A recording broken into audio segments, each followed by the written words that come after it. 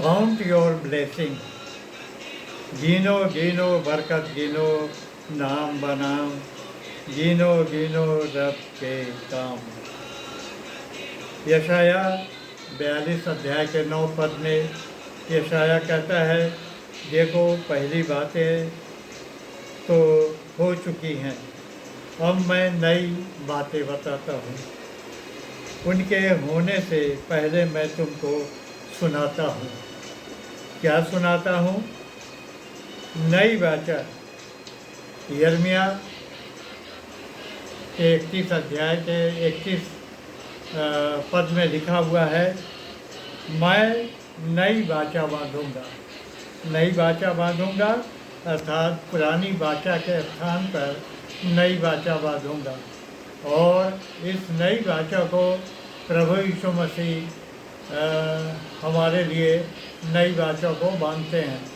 और जैसा कि लूका के 22 अध्याय के 20 पद में प्रभु यीशु मसीह जब अंतिम भोजन चेलों के साथ कर रहे हैं, जब वो पकड़वाए जाने वाले थे उससे पहले जो भोजन कर रहे हैं, उसमें उन्होंने कहा, इसी रीति से उसने भोजन के बाद कटोरा भी यह कहते हुए दिया, यह कटोरा मेरे उस लहू में जो तुम्हारे लिए बहाया जाता है नई वाचा है। इस प्रकार हम देखते हैं कि यीशु के द्वारा नई वाचा जो है वो स्थापित किया गया और यह उसकी मृत्यु पर आधारित है। न पुरानी वाचा में बार बार पशुओं का बलिदान होता था और लहू बहाया जाता था पापों की क्षमा के लिए, लेकिन प्रभु यीशु मसीह ने नई वाचा में एक ही बार क्रूस पर बलिदान हो करके अपना लहू बहाया हमारे पापों की क्षमा के लिए। और जब हमारे पाप क्षमा होते हैं तब परमेश्वर के साथ हमारा नया संबंध बन जाता है, जैसा कि मत्ती 26 अध्याय में दिया हुआ है 28 पद में। क्षमा के माध्यम से हमारा संबंध परमेश्वर के साथ पुनः स्थापित हो जाता है, अर्थात नया संबंध हो जाता है। आगे वचन बताता है, नई वाचा के द्वारा हमें एक नया हृदय और नया स्वभाव प्राप्त होता है, जैसा कि इब्रानियों 8 अध्याय के 10 पद में दिया हुआ है। फिर नई वाचा के द्वारा हमें नया मन प्राप्त होता है और हमारा चाल चलन नया होता जाता है, जैसा कि रोमियों के 12 अध्याय के 2 पद में दिया हुआ है। फिर यीशु की मृत्यु एवं पुनरुत्थान के बाद नई आत्मा हम लोग को प्राप्त हुई, जैसा यहेजकेल कहता है 11:19 में कि उनके भीतर नई आत्मा उत्पन्न करूँगा। तो इस तरह से यीशु की मृत्यु और पुनरुत्थान के द्वारा हमें नई आत्मा प्राप्त होती है। फिर जो प्रभु यीशु मसीह पर विश्वास करते हैं और उसे अपना उद्धारकर्ता स्वीकार करते हैं, वे नई सृष्टि बन जाते हैं।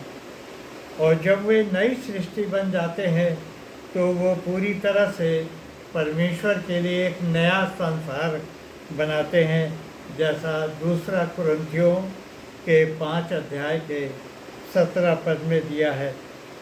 और फिर वे नया ज्ञान प्राप्त करते जाते हैं, जैसा कुलुस्सियों के 3 अध्याय के 10 पद में दिया हुआ है। फिर हम देखते हैं कि पतरस कहता है कि हमारा नया जन्म होता है। पहला पतरस उसके पहले अध्याय के 3 पद में दिया हुआ है, हमारे प्रभु यीशु मसीह के परमेश्वर और पिता का धन्यवाद हो, जिसने यीशु मसीह के मरे हुओं में से जी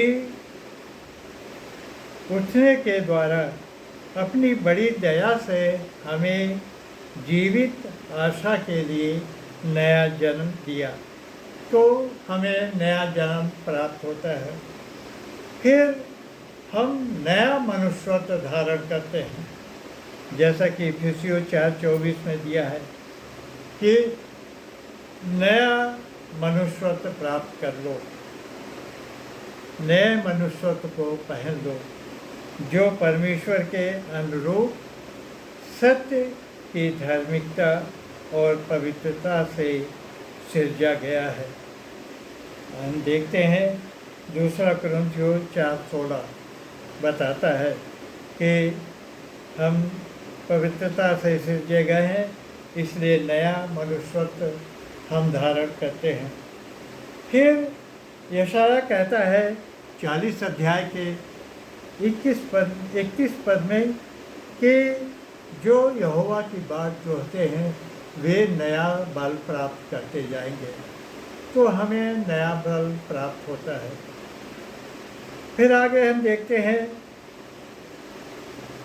कि यहोवा के द्वारा तेरी जवानी नई होती जाती है, उकाब के समान नई होती जाती है, जवानी नई होती जाती है, जैसा भजन संहिता 103 के 5 अध्याय में दिया है।